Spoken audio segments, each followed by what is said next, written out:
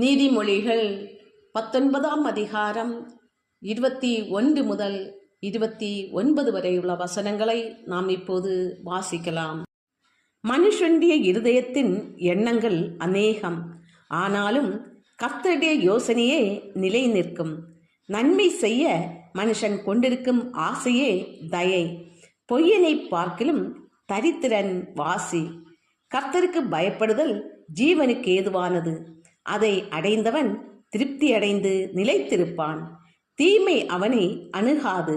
சோம்பேறி தன் கையை களத்திலே வைத்து அதை திரும்ப தன் வாயண்டைக்கு எடுக்காமல் இருக்கிறான். பரியாசக்காரனை அடி, அப்பொழுது பேதை எச்சரிக்கப்படுவான். புத்திமானை கடிந்து கொள், அவன் அறிவுள்ளவனாவான். தன் தகப்பனை கொள்ளையடித்து தன் தாயை துரத்தி விடுகிறவன் லட்சையையும் அவமானத்தையும் உண்டாக்குகிற மகன். என் மகனே, அறிவை தரும் வார்த்தைகளை விட்டு விலக செய்யும் போதகங்களை நீ கேளாதே. பேலியாளின் சாட்சிக்காரன் நியாயத்தை நிந்திக்கிறான். துன்மார்க்கடைய வாய் அக்கிரமத்தை விழுங்கும்.